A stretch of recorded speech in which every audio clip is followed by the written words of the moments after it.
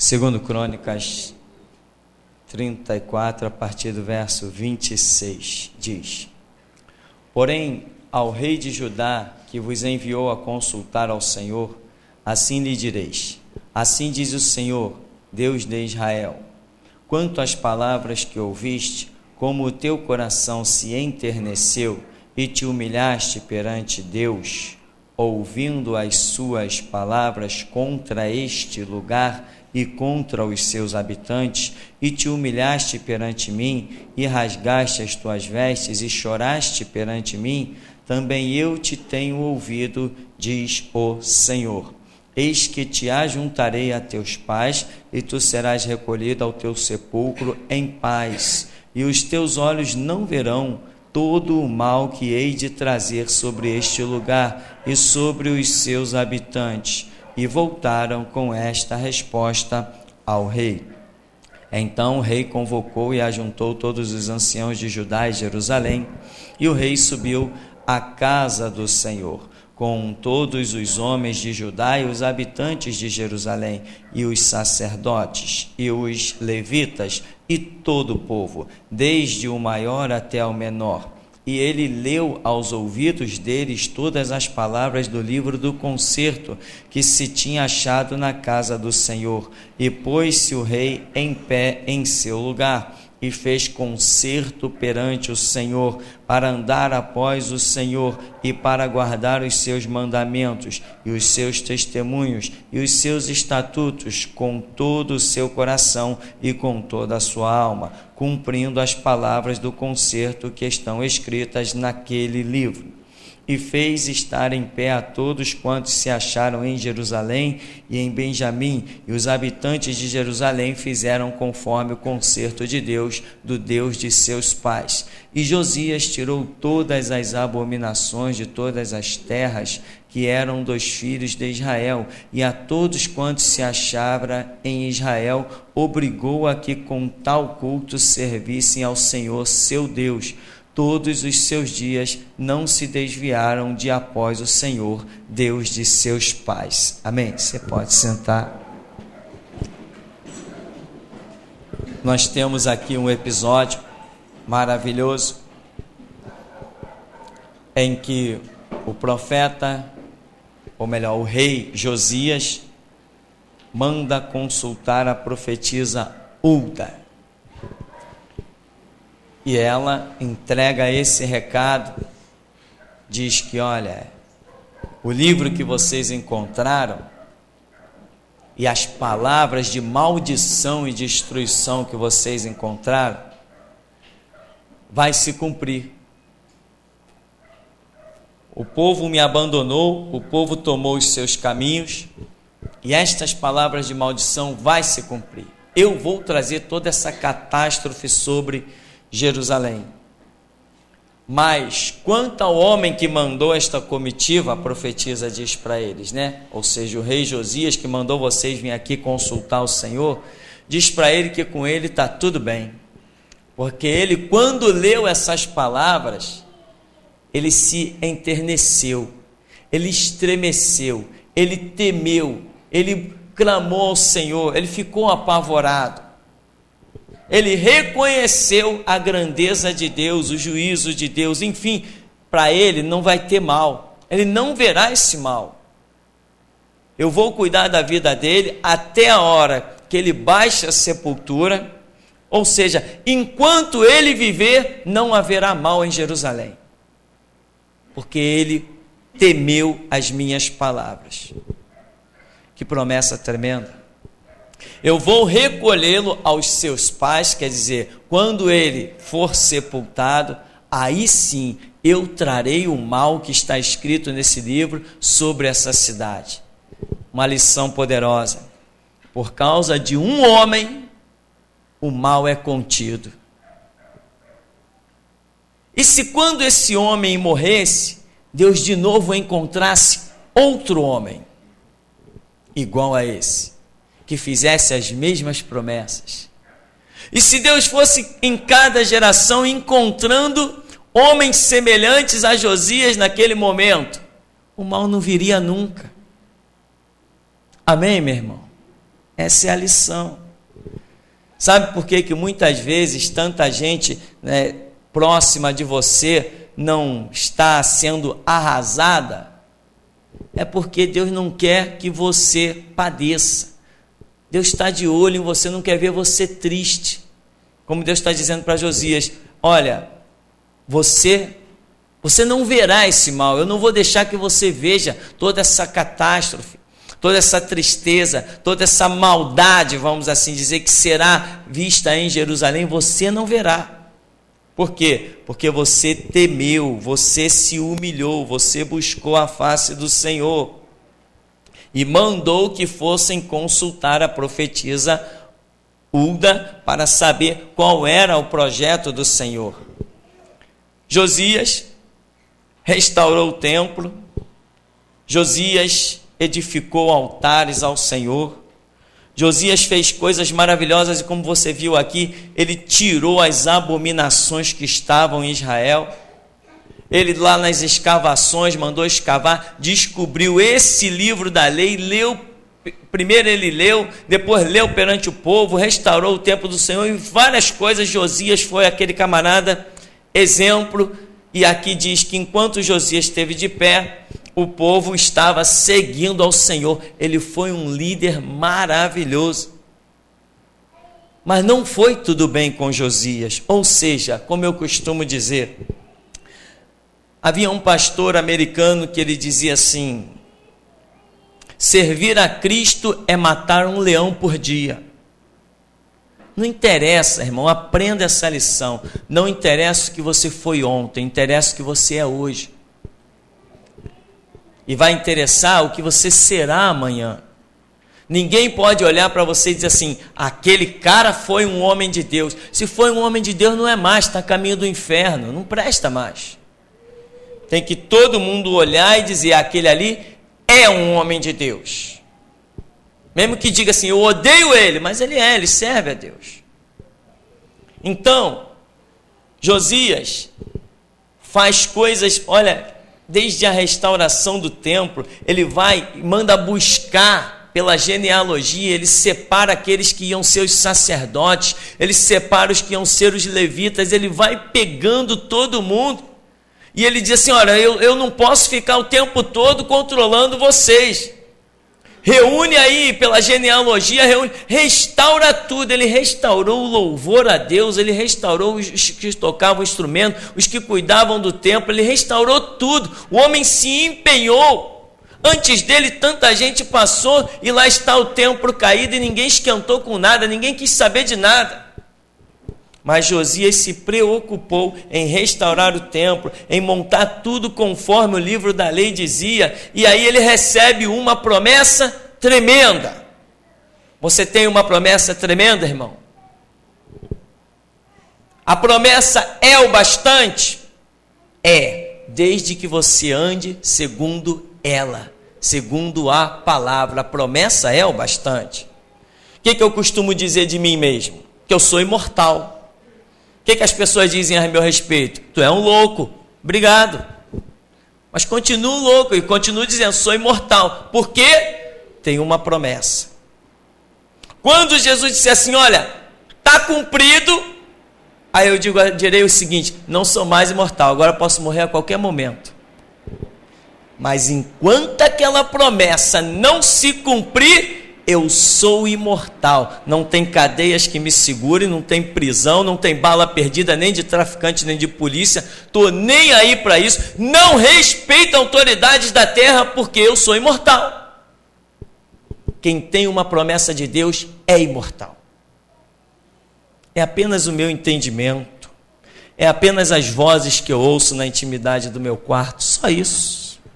Mas até aqui me ajudou o Senhor, e quem prescruta a eloquência das minhas palavras diz assim: esse louco aí, eles costumam dizer assim, que nem o delegado disse uma vez, esse cara aí ele fica usando a pobreza do morro para fazer pessoas seguirem a ele. Por acaso tem algum discípulo meu aqui?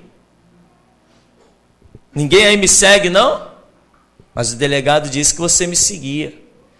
Dizia que eu manipulava a cabeça das pessoas. Por quê? Porque ele viu a força das palavras. Ele viu a eloquência e ele mesmo se sentiu persuadido, porque ele disse: eu te ouvi a semana inteira. Ele mesmo se sentiu persuadido, que nem aquele homem disse para Paulo: Paulo, por pouco tu me persuades a tornar-me um cristão? E Paulo disse: quem dera, ou por pouco ou por muito, não só tu, mas todos os da minha nação se tornassem tal qual eu, exceto essas cadeias. Amém, meu irmão? Então, Josias, ele está diante de uma promessa. Mas, meu irmão, quando você pula para o capítulo 35, a partir do verso 20, essas coisas é que me chamam muito a atenção, porque tem pessoas que descansam na promessa. Eu costumo dizer, meu irmão, a promessa não é para você descansar, a promessa é para você trabalhar. Se Deus te fez uma promessa, eu já vi muitos crentes patetas, né? Mas, irmão, Deus já falou que eu tenho chamado. Isso é uma piada. Sempre que eu lembro disso, eu rio, porque eu vejo as pessoas na minha frente com aquela cara mais lavada. Meu irmão, Deus já falou que tem um plano na minha vida, já falou que eu vou ser um pastor, já falou que eu vou ser isso, aquilo, dono do mundo, etc. e tal. Se Deus falou, acabou, vai se cumprir. Eu digo assim: pobre, coitado, miserável. Se Deus falou, meu irmão, que no final de uma estrada tem um tesouro, você tem toda a estrada para percorrer. Se Deus falou que existe uma pérola que Ele tem para você a 3 metros de profundidade, pode ir procurando uma picareta, talhadeira, enxada, porque você vai ter que calejar as mãos. Não existe promessa direta do céu, e o sangue de Cristo não tem valor. Mas as pessoas, como eu ouvi isso? Como eu ouvi? Não, meu irmão, Deus já falou que tem uma promessa na minha vida, que eu tenho um ministério, que eu vou ser um pastor. Se Deus falou, acabou, está falado. Está falado nada, irmão. Se Deus falou, vai, trabalha, caminha, sua camisa. Aí sim você vai ver cumprir. Então a promessa de Deus não é para você descansar. A promessa de Deus é para você trabalhar. Josué, meu servo Moisés está morto. Agora a minha promessa é contigo. Levanta-te, dispõe-te, trabalha e faz esse povo entrar na terra. Josué teve que passar a mão de espada. Josué teve que guerrear, colocar sua vida à prova, colocar sua vida em risco. Amém, irmão? Você tem uma promessa? Trabalha, senão você não tem nada. Tem que trabalhar, tem que se empenhar. Tem que se expor, tem que pagar o preço. Se você tem uma promessa, então vá em frente, porque a promessa vai se cumprir. E o que acontece? As pessoas dizem assim: não, eu tenho uma promessa. Tá, tem uma promessa, está fazendo o que com a promessa? Pegou a promessa e jogou lá dentro de uma gaveta? Eu tenho a promessa. Não, se você tem uma promessa e entende que tem uma promessa, você vai trabalhar em função desta promessa. Aqui, segundo Crônicas 35, no verso 20, diz: depois de tudo isso, havendo Josias já preparado a casa, ou seja, o templo, subiu Neco, rei do Egito, para guerrear contra Carquemes, junto ao Eufrate, e Josias lhe saiu ao encontro. Então ele lhe mandou mensageiros dizendo: que tenho eu que fazer contigo, rei de Judá? Quanto a ti, contra ti não venho hoje, senão contra a casa que me faz guerra. E disse Deus que me apressasse: guarda-te de te opores a Deus que é comigo, para que não te destrua. Porém Josias não virou dele o rosto, antes se disfarçou para a peleja com ele, e não deu ouvidos às palavras de Neco que saíram da boca de Deus. Antes veio pelejar no vale de Megido. E os frecheiros atiraram no rei Josias. Então o rei disse a seus servos: tirai-me daqui, porque estou gravemente ferido. Os seus servos o tiraram do carro, o levaram no segundo carro que tinha e o trouxeram a Jerusalém. E morreu, e o sepultaram nos sepulcros de seus pais, e todo o Judá e Jerusalém tomaram luto por Josias. Jeremias fez uma lamentação sobre Josias. E todos os cantores e cantoras falaram de Josias nas suas lamentações, até o dia de hoje, porque as deram por estatuto em Israel, e eis que estão escritas na coleção de lamentações, quanto ao mais dos atos de Josias, suas beneficências, conforme está escrito na lei do Senhor. E os seus atos, tanto os primeiros como os últimos, eis que estão escritos no livro da história dos reis de Israel e de Judá. Então você vê, o homem que tem uma promessa, ele tem que saber trabalhar com ela, ele tem que ter discernimento, ele tem que ter entendimento, ele tem que ter compreensão, ele tem que saber, ele tem que conhecer o que são calos nos joelhos. Eu já tive promessas que antes não tinham se cumprido, e tenho outras que ainda não se cumpriram. Uma vez Deus falou assim comigo: olha, eu tenho uma grande obra na tua vida, e esta obra que eu tenho a realizar será no meio da tua própria parentela, será à vista de todos aqueles que te conhecem. Amém. Fomos caminhando, estudando, orando, buscando, trabalhando. 10 anos depois, a promessa estava se cumprindo. Eu estava fundando Geração Jesus Cristo exatamente no lugar onde eu nasci e me criei. Na vista de todos, eu estava levantando um templo ao Senhor, uma casa para cultuar a Deus, mas eu tinha trabalhado. A promessa, irmão, não foi para eu descansar, tá bom, vou ficar na sombra e na água fresca. Não, a promessa foi para eu trabalhar, e eu trabalhei, e eu conquistei com a graça, a misericórdia do Senhor, mas o meu suor foi conhecido diante de Deus, o meu esforço, o meu empenho foi conhecido diante de Deus. Se temos uma promessa, temos a oportunidade de trabalharmos e sermos vencedores. Então, Josias aqui não discerniu, ele tinha promessas, ele fez coisas tremendas, restaurou o templo, jogou por baixo, acabou com aquele negócio de invocação dos mortos, missa para os mortos, aquelas imagens de escultura. Josias fez coisas tremendas, mas de repente vem o rei do Egito para guerrear contra uma cidade, e ele se coloca no meio, e o rei do Egito diz para ele: o que eu tenho contigo, cara? Sai do meu caminho. Eu estou vindo em nome de Deus. Mas tem gente que acha que Deus só fala consigo, tem gente que se fecha as portas. Não, Deus falou comigo, Deus só fala comigo, e não quer saber de orar, não quer saber de discernimento, não quer saber de fazer uma oração. É só o meu sonho que tem valor, é só a minha visão. Aquele cara não gosta de mim, o que a visão dele me interessa?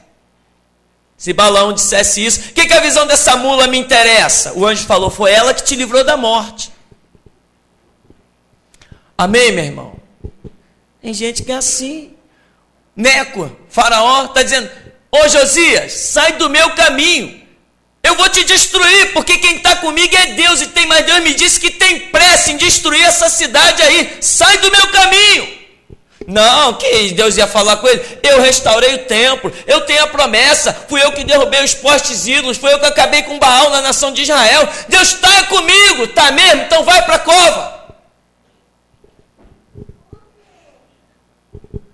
Eu tenho uma promessa, mas não sou dono dela.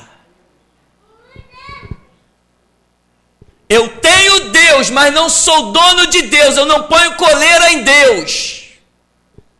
Não sou eu que digo para ele onde ele vai meter a mão. É ele que me diz aonde eu posso meter a mão.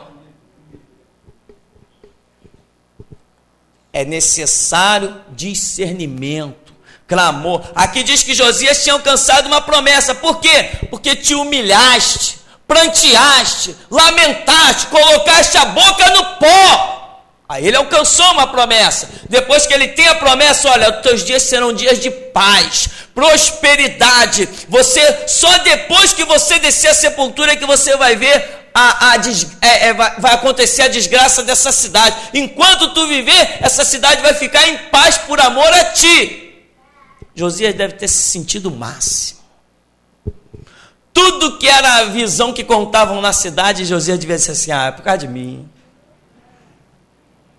Se alguém teve uma visão, teve um sonho, Josias dizia assim: pô, é porque eu sou tal, eu tenho uma promessa, eu mudei a história dessa cidade. Enquanto eu viver, essa cidade não vê sangue.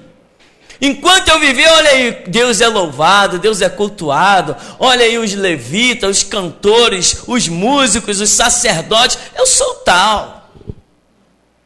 Mas não discerniu aonde não podia ir. Não, Deus é comigo, como é que é? O faraó está vindo atravessar aí? Não, vamos se colocar no caminho dele, vamos guerrear contra ele. Deus é comigo. Deus era com ele para ficar quietinho em Jerusalém e não para ir guerrear com o faraó. Entrou na batalha, os flecheiros pegaram ele, flechas guiadas pela mão de Deus, contra aquele que tinha uma promessa. O faraó está dizendo, sai do meu caminho, eu vou destruir essa cidade aí, Carquemes, porque o Deus poderoso, o teu Deus, me mandou correr apressadamente e destruir ela. Foi o teu Deus mesmo que me mandou. O mesmo Deus que tu serve agora, ele vem comigo e não está contigo. Sai do meu caminho. Não vou sair não. Disfarçou-se, colocou vestes diferentes, mas Deus sabe quem é quem. Ninguém se disfarça para Deus, ninguém consegue mentir para Deus, ninguém consegue enganar Deus, ninguém consegue. Depois vão dizer que o púlpito está jogando piada. Ninguém consegue driblar Deus, ninguém consegue dar rasteira nele, ninguém consegue dizer, tu vai ter que me abençoar, ninguém consegue. Eu nunca vi ninguém dizer isso para Deus. Não tem como. Os senhores de Deus, eu ainda vou fazer uma pregação intitulada Os Senhores de Deus, capaz desse púlpito rachar. Irmão, você tem promessa? Fica quietinho com ela no teu canto, trabalha com ela. Não entra no caminho dos outros, nem se mete a fazer aquilo que Deus não te mandou fazer. Vive a tua promessa, como eu vivo a minha. A minha é de fazer guerra contra todo o sistema, contra qualquer um, contra qualquer arma. Essa é a minha promessa. E eu ando nela. Sou valente, sou abusado, sou intrépido, desafio revólveres e homens. Estou de pé e bem de pé, porque ando na minha promessa. Quantas propostas, pai, então vamos fazer, não vou fazer nada, por quê? Deus não me mandou, não sou besta. Só entro em guerra que Jesus entra, só entro em batalha que Ele entra, só pego em armas que Ele me ensinou a usar. Essa arma aqui é poderosa, e daí? Eu não sei usar, está arriscado me matar com ela.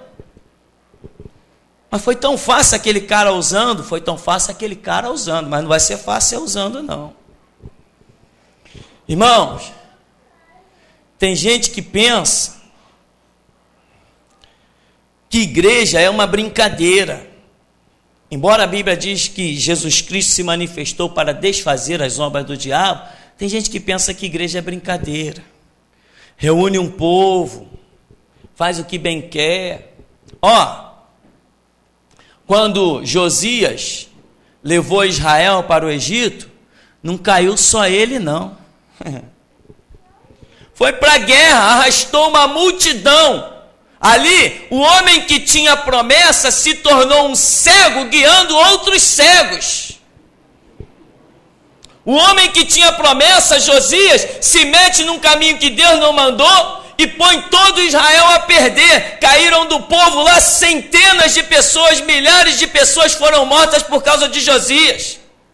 Daqui a pouco, quando a guerra acabou, tinha um monte de família lá com filhos órfãos e mulheres viúvas. Porque quando um cego guia outro cego, ambos cairão na cova. Meu irmão, você quer esquecer o que Deus falou contigo até hoje? E quer ver o que Ele tem a dizer hoje, daqui para frente? Muitas vezes eu fiz isso. Senhor, eu sei que o Senhor me fez uma promessa ABCD, mas eu estou passando por uma moeda tão terrível. Senhor, eu não sei o que eu vou comer amanhã, já não durmo mais, eu desmaio, Senhor. Eu já nem durmo, eu estou desmaiando, Senhor. As minhas forças já não estou conseguindo ficar em pé, eu já ando pela rua tropeçando, Senhor.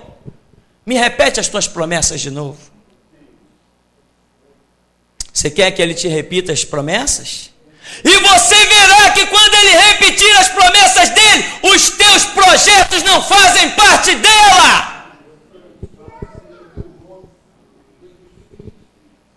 Tem muita gente com projeto, mas os projetos não estão incluídos nas promessas de Deus. Rasga isso enquanto é tempo. Mas Neco está dizendo, ó, Josias, sai do meu caminho, eu estou subindo em nome do Senhor Deus. Josias falou, que? O meu Deus? Não, aquele em nome do Senhor Deus, não, Deus é meu. Deus é meu, Deus é propriedade minha. Não, Deus é propriedade minha. Que teu Deus nada? Deus é meu. Josias, olha, eu estou vindo apressadamente e eu vou te destruir se tu entrar no meu caminho. Não, não vai, não, que isso? Eu tenho uma promessa. Vai me destruir nada, eu vou acabar com esse cara. Josias, sai da frente, mas não vou sair mesmo. Olha, Israel, ninguém arreda um pé. Vamos guerrear contra eles que o Senhor é conosco. É nada. É nada. Mas e a promessa? A promessa está lá dentro de Jerusalém. Volta para lá e desfruta dela. Sai do campo de batalha. Meu irmão,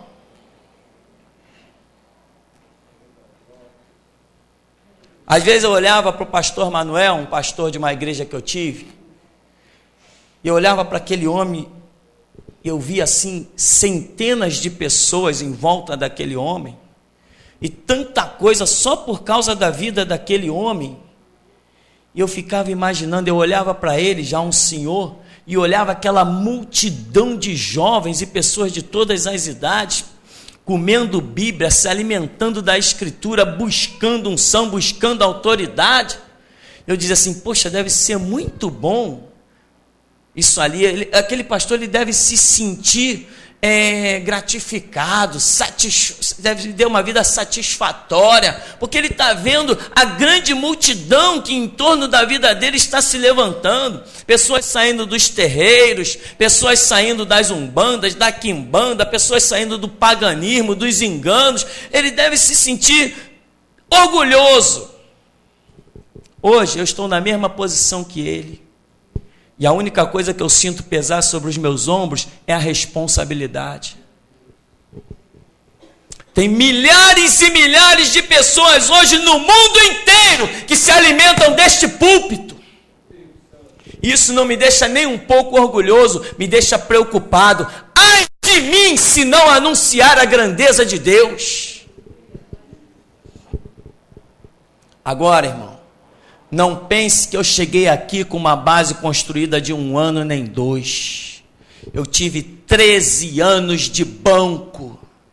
13 anos de banco, vendo a autoridade sobre os demônios, expulsando o demônio, curando o enfermo, mas no banco, pregando sim, mas no banco, vendo perna crescer, vendo pessoas expelirem enfermidade, expelirem macumbaria, feitiçaria, e no banco, e antes de mim, massas e massas desses jovens todos que eu vi, foram se projetando, consagrado a isso, aquilo, outro. Hoje não tem nenhum para contar a história, a não ser eu.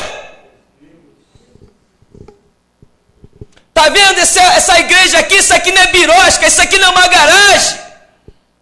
Tem muita gente que pensa que porque se abre igreja em qualquer lugar, a igreja somos nós, não é templo.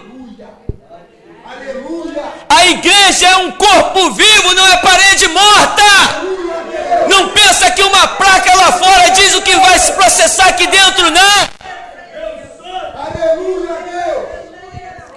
O Espírito Santo não está nem aí para aquela placa lá fora. Ele está aí porque esse púlpito tem a declarar. Igreja, meu irmão, é luta contra o mundo e o diabo. Se Jesus não te pôs na guerra, tu cai. Josias, o Senhor é comigo. Claro, o Senhor era com ele. Claro que era com ele. Mas o Senhor também foi com Davi, não foi? O Senhor foi com Davi, mas não para ele adulterar com Betseba. O Senhor era com Saul. O Senhor era com Saul, mas não para ele oferecer holocausto. O Senhor era com Samuel. O Senhor era com Samuel? Claro. O Senhor era com Samuel, mas não para ele se meter a besta e entrar na tradição e ungir o primogênito de Jessé. O Senhor aí não era com ele. Quando ele se levanta, certamente está perante o Senhor o seu ungido. O Espírito Santo diz assim: cala a boca, inocente. Senta aí. Só porque você vê, todo dia você vê o primogênito se destacar. Todo dia você vê o primogênito se destacar. Todo dia o primogênito se destaca. E eu que mudo os tempos e as estações e transformo as histórias. Hoje eu não quero o primeiro, eu quero o último, porque os últimos serão os primeiros. Então, meu irmão, aprenda a andar no esquema de Deus. Cuidado com a rotina, cuidado com a tradição, cuidado com as suas interpretações. Josias deve ter tido as interpretações dele. Como é que é? Quem te mandou, Faraó? Deus. Ah, não, mas não mandou mesmo. Ele já falou comigo, eu tenho a promessa dele. Você quer discernimento, irmão? O que faltou a Josias? Porque ele caiu. O que faltou a Josias foi discernimento. A promessa de Deus para a minha vida está na obra que eu realizo neste lugar. Se eu bancar o besta, entrar num avião e ir para qualquer outro canto, está arriscado o avião cair e eu morrer afogado dentro do oceano. A promessa que ele me fez é em terra firme, é aqui no alto deste morro. Ele não me fez promessa em avião a canto nenhum. Se ele disser, vai para os ares, entra no avião, aí eu tenho que entrar. Eu continuo a desfrutar da promessa, sempre buscando o centro da vontade de Deus, aquilo que ele tem a realizar. Qual o problema de Josias? Discernimento. O que esse cara disse? Que Deus vem com ele? Vem ou não vem? Existe um no alto, nos céus, cuja resposta sempre é verdadeira. Ele disse o quê? Que Deus está com ele? Deixa eu fazer uma oração. Não fez a oração? Vai naufragar. Ah, sim, tem aquele detalhe, daqueles que já fazem a oração, já ouvindo as suas próprias vozes. É tão ansioso, é tão desejoso de ouvir, que ele ameaça dobrar os joelhos, já está ouvindo dizer, vai nessa tua força, varão valoroso, o Senhor é contigo. De tão ansioso que está, tão desesperado que está, aquela é a resposta, aquele é o caminho. Uma vez eu conversava com um jovem, e ele dizia assim, eu tenho um projeto que eu sempre quis, e agora eu vou conquistar esse projeto. E eu disse para ele assim, você já fez uma oração? Não, não precisa, eu já sei que Deus está no negócio. Era Josias. Josias. Olha, Faraó disse que vem em nome do Senhor. Vamos orar para saber se é verdade? Não, não precisa, Deus não está com ele, Deus está comigo. Você quer a unção do discernimento, irmão? Ela vai te livrar da morte. Sabe o que é a unção de discernimento? Eu vou te dizer o que é a unção de discernimento. Nós temos aprendido que o nosso Deus fala, não fala? Que uma oração com Deus de coração sincero sempre achará resposta, não tem? Pois bem, quando eu tinha 26 anos de idade, eu recebi convite para ser consagrado a pastor de tudo que é denominação que você possa imaginar. Tudo tudo que é denominação que você... Eu recebi convite para ser pastor na Universal. Recebi convite para ser pastor na Nova Vida, Batista, Assembleia de Deus e tantas outras denominações por onde eu passei pregando. Eu recebi convite para ser pastor.